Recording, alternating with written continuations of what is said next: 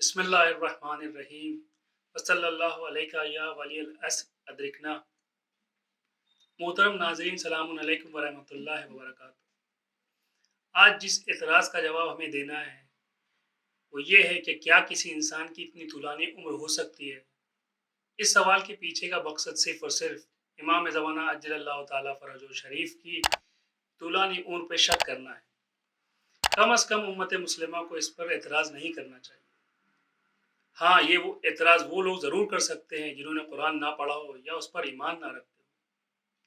قرآن کریم میں ارشاد رب العزت ہوتا ہے، ان اللہ علی کل شیء قدیر، یقیناً اللہ ہر چیز پر قدرت رکھتا ہے، اور یہ فقرے قرآن میں متعدد مقامات پر آئے ہیں۔ اب وہ لوگ جو امام مہدی عجل اللہ تعالیٰ فرجہ شریف کی طولانی عمر پہ شک کرتے ہیں تو کیا وہ اللہ کی قدرت کا بھی انکار کرتے ہیں؟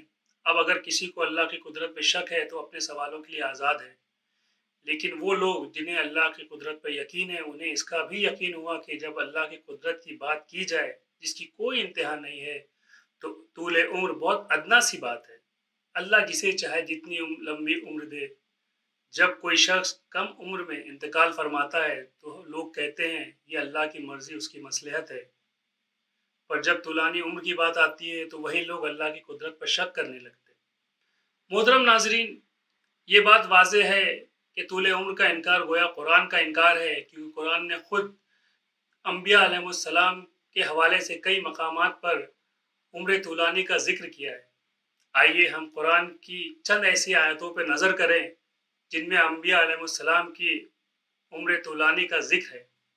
سب سے پہلے حضرت نوح علیہ السلام، جن کی عمر حدیثوں میں 2500 سال ہے، جس میں 850 سال بعثت سے پہلے، 700 سال کشتی نوح ٹھہرنے کے بعد، اور 950 سال بعثت کے بعد سے عذاب الہی تک، جس کا ذکر قرآن کی سورہ عنکبوت کی 14ویں آیت میں آیا ہے کہ اور ہم نے نوح کو ان کی قوم کی طرف بھیجا، وہ ان کے درمیان 1000 سال کم 50 سال رہے۔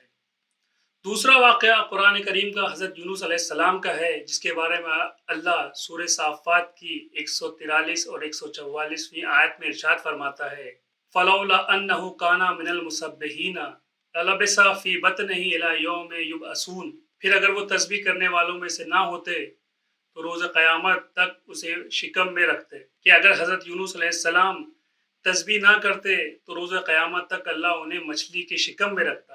یہاں غور کرنے والی بات یہ ہے، نہ ہی صرف حضرت یونس علیہ السلام کو بلکہ اللہ اس مچھلی کو بھی روز قیامت تک زندہ رکھتا۔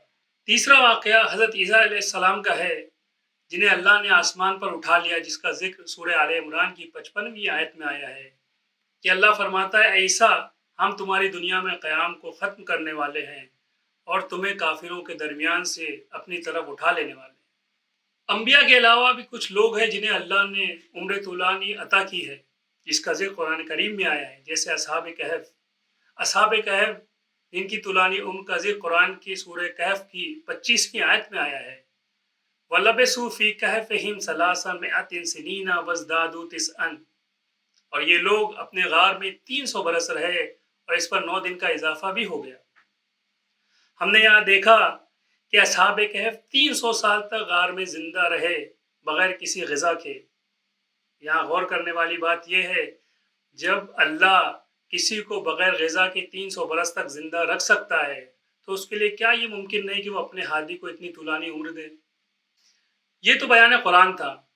اب عقیدے کی بات کی جائے تو 4 ایسے انبیاء ہیں جو زندہ ہیں، جن کا اقرار تمام امت مسلمہ کرتی ہے، جیسے حضرت عیسیٰ علیہ السلام، حضرت ادریس علیہ السلام، حضرت الیاس علیہ السلام اور حضرت خضر علیہ السلام۔ اور علامہ مجلسی نے بحار الانوار میں کئی تاریخی شخصیتوں کا ذکر کیا ہے، جیسے حضرت لقمان جن کی عمر 400 سال تھی، ریان بن دماغ جو مصر کے بادشاہ کے والد تھے، جو 1100 سال تک زندہ رہے، اور ابو البشر حضرت آدم علیہ السلام جن کی عمر 930 سال تھی، اور سب سے آخر میں اس کا ذکر جس پر کوئی شک و شبہ نہیں ہے۔ ہر شے اپنی ضد سے پہچانی جاتی ہے، جیسے علم کی پہچان جہل کے بغیر نہیں ہو سکتی، ویسے ہادی کی پہچان بغیر مضل کے نہیں ہو سکتی۔ مضل یعنی گمراہ کرنے والا۔ جی ہاں، میں ابلیس لعنت اللہ علیہ کی بات کر رہا ہوں۔ قرآن کریم میں اللہ نے اسے وقت معلوم تک کی مہلت دی ہے۔ قرآن کریم میں ارشاد ہوتا ہے، قال رب فانظرنی الی یوم یبعثون قال فانک من المنظرین الی یوم الوقت المعلوم۔ ابلیس نے کہا پروردگار مجھے روز قیامت تک کی مہلت دے۔ ارشاد ہوا کہ تجھے وقت معلوم تک کی مہلت دی گئی ہے۔ وقت معلوم وہ وقت ہے جو امام زمانہ السلام کے ظہور کا وقت ہے۔ کیا یہ اللہ کے عدل پہ سوال نہ ہوگا کہ وہ اپنے بندوں کو گمراہ کرنے والوں کو تو زندہ رکھے پر اپنے بندوں کو ہدایت کرنے والے ہادی کو زندہ نہ رکھے؟ کیا اللہ اسے زندہ نہ رکھے گا جو اس کے دین کو زندگی دینے والا ہے؟ اپنی اس گفتگو کا اختتام ایک شعر کے ذریعے کرتے ہیں کہ شاعر نے کیا خوب کہا ہے، خدا نے عقل کو حجت بنا کے بتلایا، خدا نے عقل کو حجت بنا کے بتلایا، خلاف عدل ہے امت ہو اور امام نہ ہو۔ یا رب الحسین بحق الحسین اشف صدر الحسین بظہور الحجہ۔ عالم هلاک، شیعه ندارد جز تو کس، افتادیم آقا از نفس، تنها تو را داریم۔ اس سوال کا صحیح جواب دینے کے لیے اسی ویڈیو کے کمنٹ سیکشن میں جائیں یا ویڈیو کا ڈسکرپشن دیکھیں اور وہاں دیے ہوئے لنک پر کلک کر کے سوال کا صحیح جواب دیں۔ سوال کا صحیح جواب دینے والوں میں سے لکی ڈرا کے ذریعے ہر ایپیسوڈ کے 2 ونرز چنے جائیں گے اور انہیں انڈین 1000 روپے کا واؤچر ہدیے کے طور پر دیا جائے گا انشاءاللہ۔ کوئز کی لنک 20 شعبان تک ایکٹیو رہے گی۔